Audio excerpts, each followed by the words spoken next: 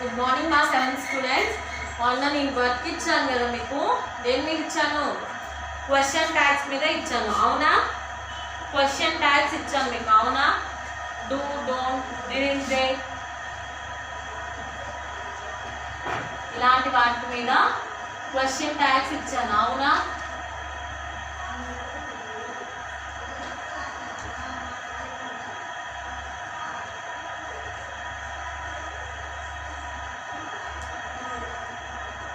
Question tags అవి ఇచ్చాను.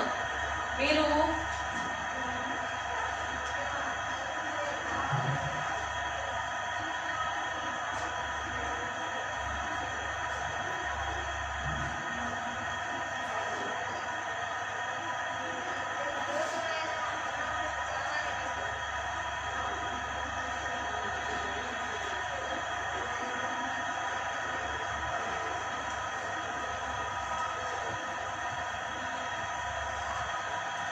నేను ఇది ఇస్తే మీరు క్వశ్చన్ ట్యాగ్ ఏం రాయాలి? ఇది ఒక సెంటెన్స్, దీనికి ఆన్సర్ ఏం రాయాలి? ఈ లైన్ మొత్తం రాసి she come to school to the school.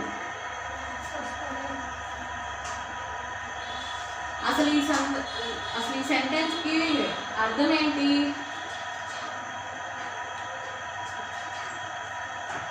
ఈ సెంటెన్స్ కి అర్థం ఏంటి అసలు? తను నిన్న స్కూల్కి వచ్చింది. అయితే మనకి ఎటువంటి కన్ఫర్మేషన్ లేదు.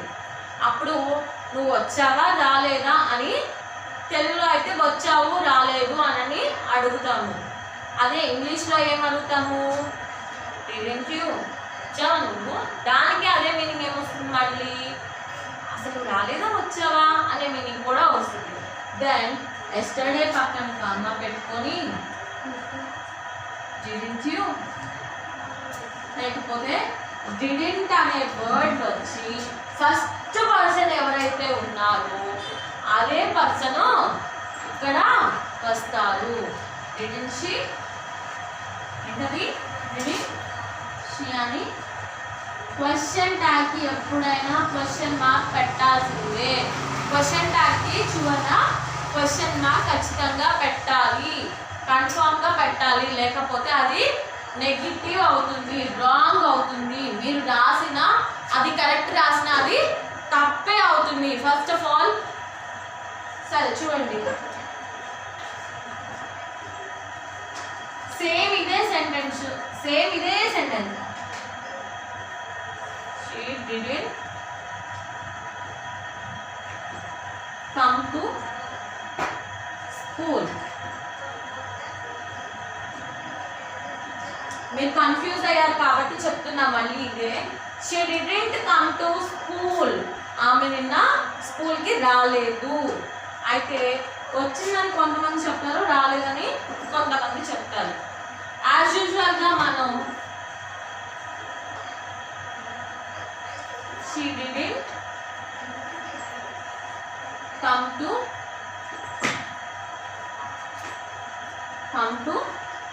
school. అయితే ఇక్కడితో అయిపోయిందా? అవ్వలేదు. ఆమె నిన్ను స్కూల్కి రాలేదను. కొంతమంది మనమేమనుకుంటాం, కొంతమంది వచ్చారని చెప్పారు, కొంతమంది రాలేదని చెప్తారు. అప్పుడు ఎవరైతే పర్టికులర్ పర్సన్ ఉంటారో వాళ్ళని లేక మనం అడుగుతాం, నిన్న స్కూల్కి వచ్చావా రాలేదా అని ఆ పర్సన్ని ఖచ్చితంగా మనం అడుగుతాము. అదే ఇక్కడ చూడండి, ఎప్పుడైతే క్వశ్చన్లో నెగిటివ్ నాట్ వచ్చిందో, డిడ్ నాట్ అని కానీ డిడెంట్ అని కానీ వస్తే క్వశ్చన్ ట్యాగ్లో డిడ్ పాజిటివ్గా వస్తుంది, డిడ్ నాట్ మళ్ళీ రాదు. రిమెంబర్ ఇట్, క్వశ్చన్లో డిడ్ నాట్ వస్తే క్వశ్చన్ ట్యాగ్లో డిడ్ మాత్రమే వస్తుంది, డిడ్ నాట్ రాదు. నిన్న చాలా మంది వర్క్ తప్పు చేశారు. See once again, she did not come to school. ఆమె నిన్న స్కూల్కి రాలేదు. క్వశ్చన్లో నెగిటివ్ ఫ్రేజ్ ఉంది.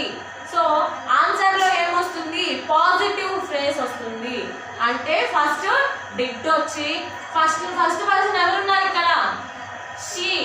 షీ ఉన్నారు. డిడ్ షీ, మళ్ళీ నెగిటివ్ ఫ్రేజ్ పాజిటివ్ ఫ్రేజ్ దగ్గర క్వశ్చన్ మార్క్ పెట్టాలా వద్దా అంటే యాజ్ యూజువల్గా ఇది క్వశ్చన్ ట్యాగ్స్ కాబట్టి మీరు ఖచ్చితంగా క్వశ్చన్ చివరన క్వశ్చన్ మార్క్ సింబల్ ఖచ్చితంగా పెట్టాలి.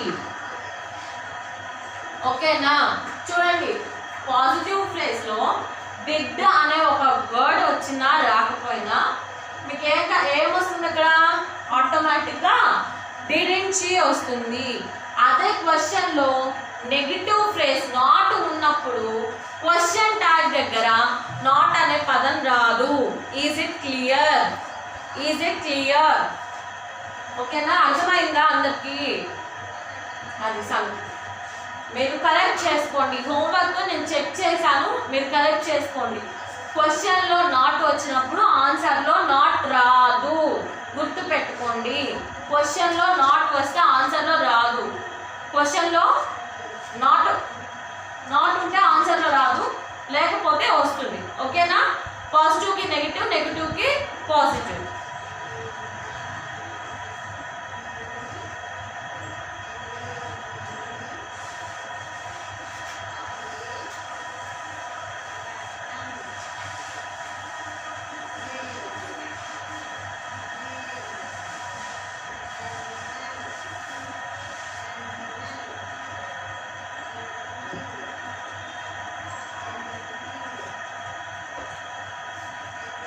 సరే, నేను మీకు మొన్న టెన్స్ టేబుల్ చెప్పాను, అవునా?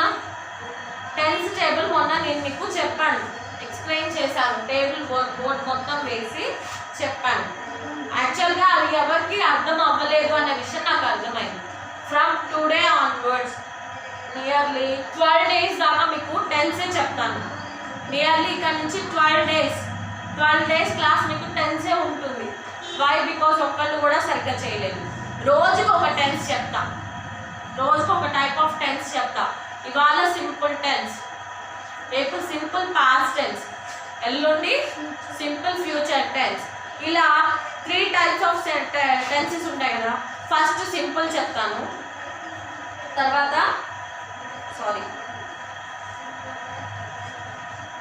పాస్ట్ టెన్స్ చెప్తాను, తర్వాత ఫ్యూచర్ టెన్స్ చెప్తాను. ఇలా 3, 4, 12 కదా. ప్రెజెంట్ పర్ఫెక్ట్, పాస్ట్ పర్ఫెక్ట్ ఇవి ఉంటాయి కదా. అవన్నీ రోజుకి ఒక టైప్ ఆఫ్ ఇది మాత్రమే చెప్తాను మీకు. ఓకేనా? అయితే చూడండి, సింపుల్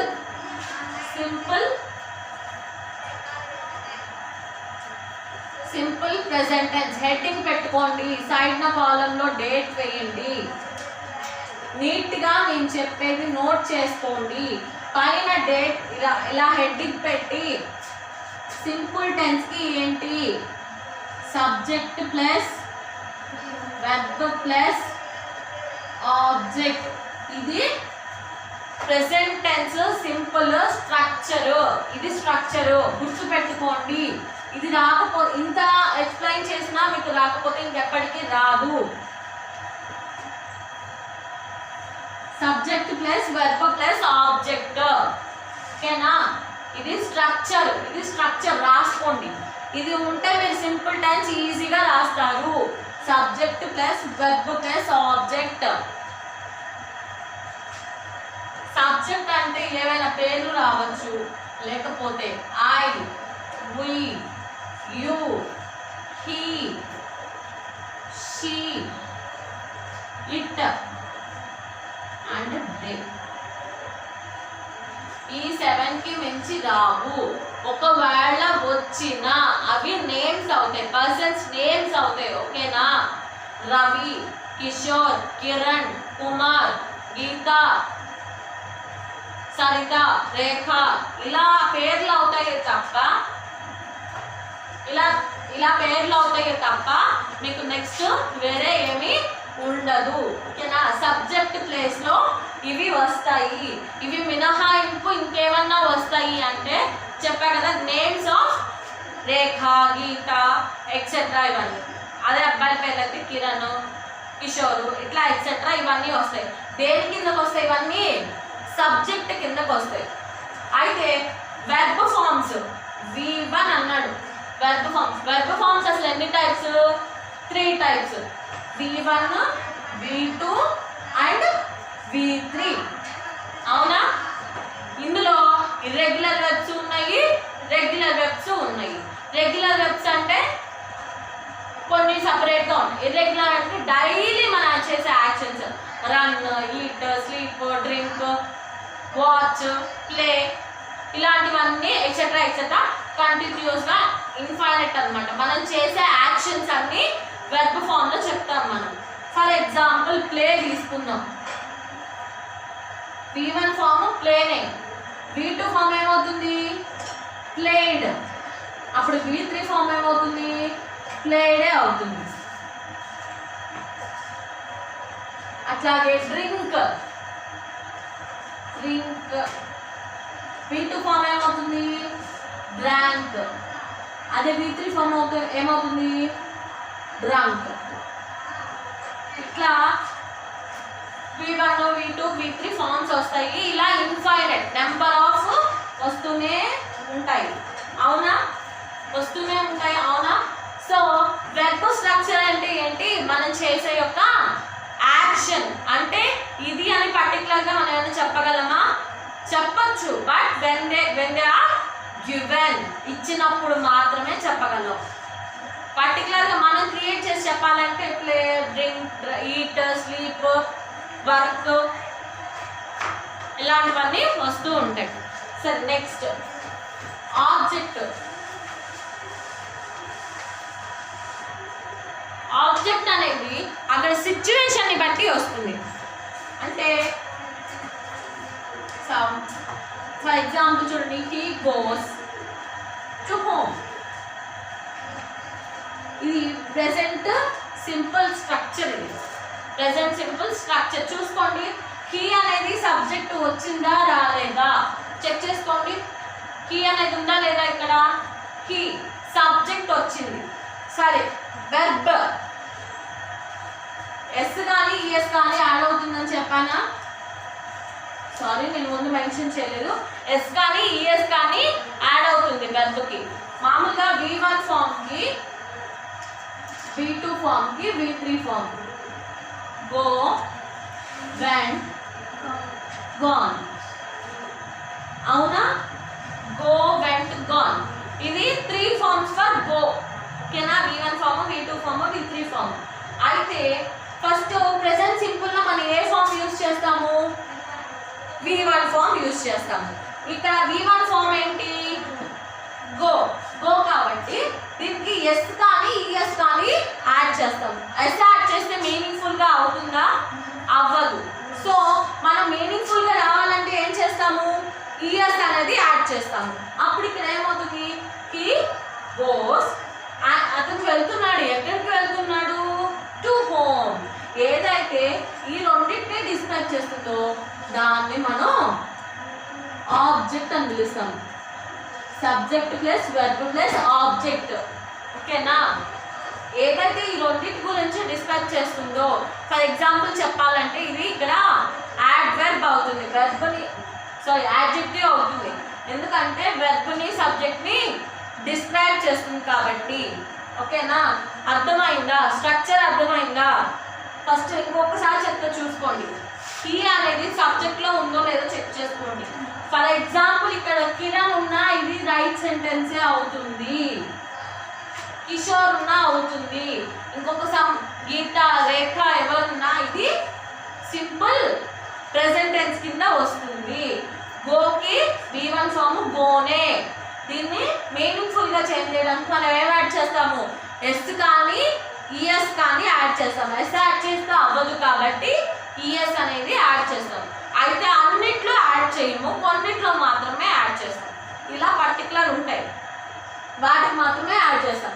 ఇంకా సబ్జెక్ట్ ఈ రెండింటిని ఏదైతే డిస్క్రైబ్ చేస్తుందో దాన్నే మనం ఆబ్జెక్ట్ అని పిలుస్తాము. ఓకేనా? క్లియరా?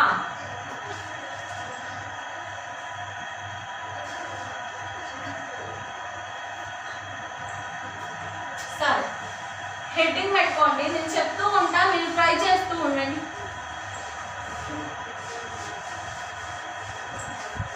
వెర్బ్కి ఎస్ కానీ ఈఎస్ కానీ యాడ్ చేస్తాం, అందుకనే వెర్బ్ కిందే రాసాను ఎస్ కానీ ఈఎస్ కానీ యాడ్ చేసి.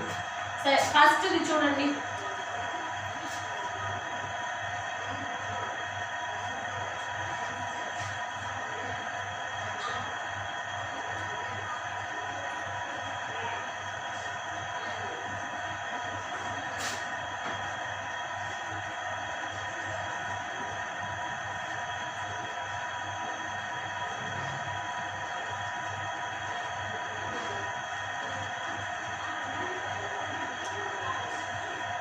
TVs are repaired by them. అయితే ఇది సింపుల్ ప్రెజెంట్ టెన్సే కానీ యాక్టివ్ వాయిస్లో ఉందా పాసివ్ వాయిస్లో ఉందా? యాక్టివ్ వాయిస్లో ఉందా పాసివ్ వాయిస్లో ఉందా? మనం అది ఎలా ఐడెంటిఫై చేస్తాము? యాక్టివ్ వాయిస్ పాసివ్ వాయిస్ మీకు తెలియదు ఇంతవరకు. అయితే డైరెక్ట్ ఇండైరెక్ట్ మీకు తెలిసే ఉంటుంది కదా. Same as it is direct indirect లాగానే active voice passive voice. Active voice అంటేనేమో డైరెక్ట్ స్పీచ్, పాసివ్ వాయిస్ ఏమో indirect speech. But there is a lot of difference. అలాగే ఉంటుంది కానీ జస్ట్ మీకు ఒక ఐడెంటిఫికేషన్ కోసం చెప్తున్నా. అప్పుడు ఇది ఎలా ఉన్నట్టు? యాక్టివ్లో ఉన్నట్ట పాసివ్లో ఉన్నట్ట? పాసివ్ వాయిస్లో ఉన్నట్టు. వై? బికాజ్ బై దెమ్ అనేది వచ్చింది. అవునా? టీవీస్ ఆర్ జస్ట్ రిపేర్డ్ అని అన్నాడు అనుకోండి, అదే యాక్టివ్ వాయిస్లో ఉన్నట్టు. TVs are repaired by them. By them అని వచ్చినప్పుడు ఏమవుతుందంటే అది పాసివ్ వాయిస్ అవుతుంది. ఓకేనా? పాసివ్ వాయిస్ అవుతుంది. సరే, దీనికి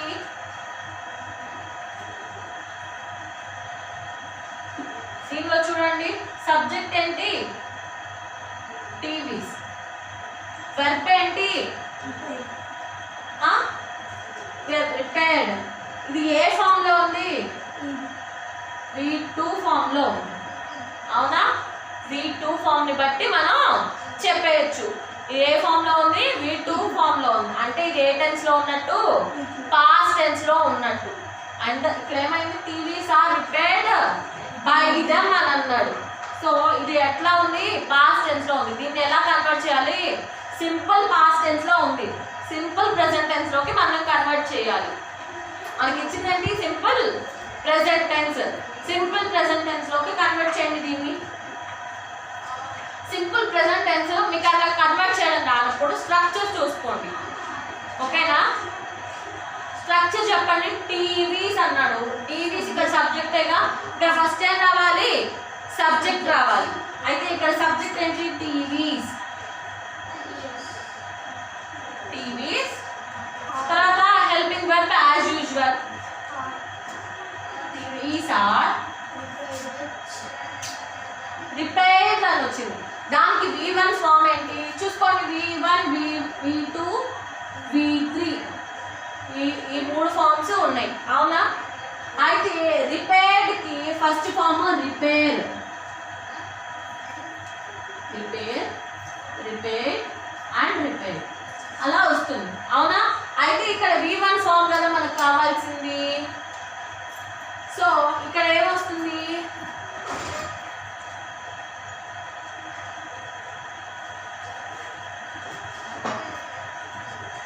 రిపేర్. ఇక్కడ బై దెమ్ అని వచ్చింది. మనం సింపుల్ టెన్స్ లో, సింపుల్ ప్రెజెంట్ టెన్స్ లో దీనికి మనం ఏం యాడ్ చేయాలి? ఆబ్జెక్ట్ యాడ్ చేయాలి. యాక్చువల్గా మనకి ఇక్కడ ఆబ్జెక్ట్ ఏమైనా ఉందా? ఉంది. ఎలా ఉంది? ఇక్కడ బై దెమ్ అనే ఫామ్ లో ఉంది. అవునా? వాళ్ళ చేత రిపేర్ చేయబడింది అని ఉంది. టీవీస్ ఆర్ రిపేర్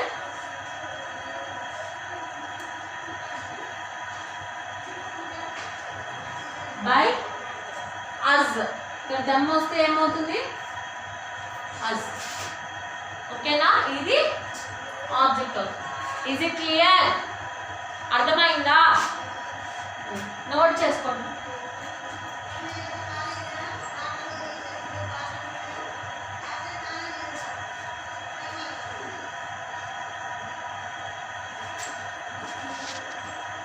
ఇంకా మీకు చెప్పాలంటే ఇలా రాసుకున్నా కరెక్టే అవుతుంది. TVs are repaired. ఎస్, ఇలా రాసినా కరెక్టే అవుతుంది. బయ్యర్స్ రాసుకున్నా కరెక్టే అవుతుంది. ఓకేనా? అలా కాదు, జస్ట్ స్ట్రక్చర్ కోసమే అయితే ఇది రాసుకోండి. మొత్తం కావాలంటే ఇంకా అక్కడిది కూడా రాసుకోండి. నా ది బెస్ట్ ఏంటి అంటే ఇట్లానే చెప్తా. వై? బికాస్ మీకు సింపుల్ స్ట్రక్చర్ వెర్బ్ ఆబ్జెక్ట్ లేకపోయినా పర్వాలా. S plus subject plus V1 వస్తే చాలు. మీకు చూసుకోండి.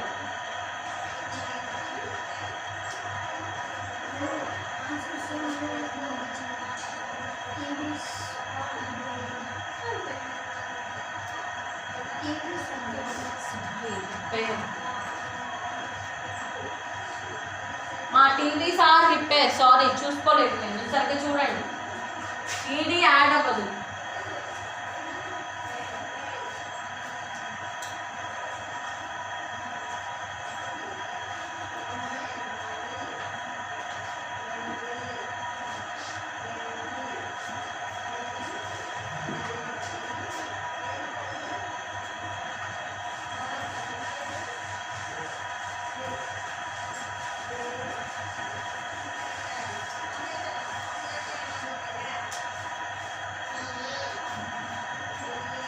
ఇంకొకటి చెప్తే చూడండి, మన ఓన్గా చెప్పుకుందాం. సబ్జెక్ట్లోంచి మనం ఏమైనా తీసుకుందాం. గుయ్ అనే సబ్జెక్ట్ నేను తీసుకున్నా. V1కి నేను వెర్బ్కి నేను ఇది తీసుకున్నాను.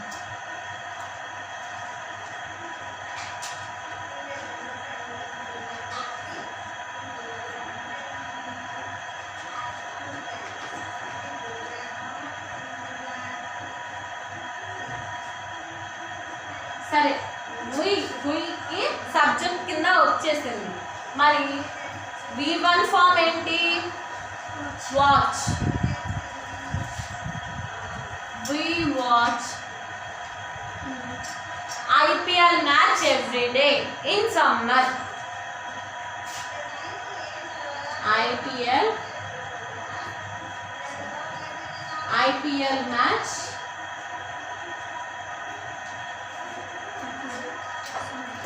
every day అని రాసుకోవచ్చు. చాలు, సమ్మర్ ఏమైనా రాయ ఉండలేదు కానీ we watch IPL match every day. మేము ప్రతిరోజు IPL మ్యాచ్ని చూస్తూ ఉంటాము. ఇక్కడ చూడండి, గుయ్ అనేది ఏంటి? సబ్జెక్ట్. వాచ్ అనేది ఏంటి? వెర్బ్. IPL మ్యాచ్ అనేది ఏంటిది? ఆబ్జెక్ట్. అంటే సబ్జెక్ట్ గురించి వెర్బ్ గురించి డిస్క్రైబ్ చేసేది ఏమవుతుంది? ఆబ్జెక్ట్ అవుతుంది. యాజ్ యూజువల్గా ఏమవుతుంది? ఆబ్జెక్ట్ అవుతుంది. అవునా? చూడండి, గుయ్ అనేది సబ్జెక్ట్ అవుతుంది, వాచ్ అనేదేమో వెర్బ్ అవుతుంది, IPL మ్యాచ్ అనేదేమో ఆబ్జెక్ట్ అవుతుంది. ఓకేనా? అట్లాగే ఇంకొకటి చూడండి,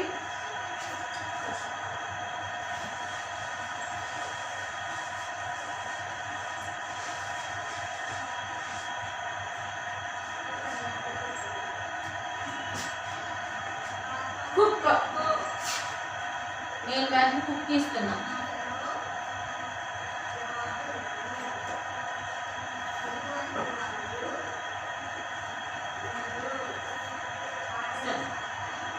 నెంబర్ 3 సబ్జెక్ట్ షీ తీసుకుంటున్నాను నేను. ఆల్రెడీ వెర్బ్ అక్కడ ఏమి ఇచ్చాను? కుక్ ఇచ్చాను. షీ మామూలుగా ఇది మీనింగ్ఫుల్గా షీ కుక్ అంటే వండుతుందా అని చెప్తే సరిపోదు. దీనికి ఎస్ కానీ ఈఎస్ కానీ యాడ్ చేసుకుంటాం. అవునా? అయితే దీనికి ఎస్ యాడ్ అవుతుంది. She cooks roti every day. She cooks roti every day. అయితే ఇక్కడ సబ్జెక్ట్ ఏంటి? షీ. వెర్బ్ ఏంటి? కుక్స్. ఏంటది? కుక్స్. రోటీ ఏంటది? ఆబ్జెక్ట్. చూడండి, షీ కుక్స్ అమ్మ వండుతుంది. ఏం వండుతుంది? రోటీ వండుతుంది. అవునా? She cooks roti. షీ మామూలుగా జస్ట్ ఒక పర్సన్. ఆమె దీనికి వెర్బ్ యాడ్ చేస్తే షీ కుక్స్. ఆమె వండుతుంది. ఏం వండుతుంది? రోటీ వండుతుంది. అవునా? రోటీ అంటే నథింగ్ బట్ చపాతీ. ఓకేనా? షీ కుక్స్ రోటీ. ఇది సబ్జెక్ట్, వెర్బ్, ఆబ్జెక్ట్.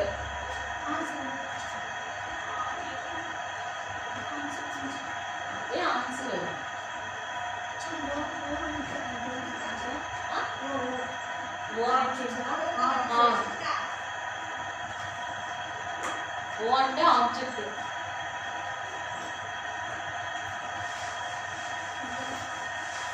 ఇలా మీరు ఒక 4-5 ఫార్మ్స్ ట్రై చేయండి. ఇలా మీరు ఒక 4-5 ఫార్మ్స్ ట్రై చేయండి.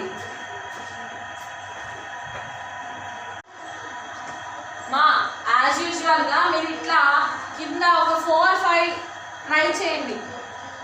Try to write on your own homework 4-5 sentences on simple tense. మీరు చేస్తేనే వస్తుంది, లేకపోతే రాదు. మీరు క్రియేటివ్గా చేయండి, మీరు ఆలోచించి ఈ స్ట్రక్చర్ని పెట్టుకొని చేయండి. ఓకేనా? ట్రై చేయండి. ఇఫ్ నాట్ నేను చెప్తాను రేపు మీ క్లాస్లో. ఓకేనా? Thank you.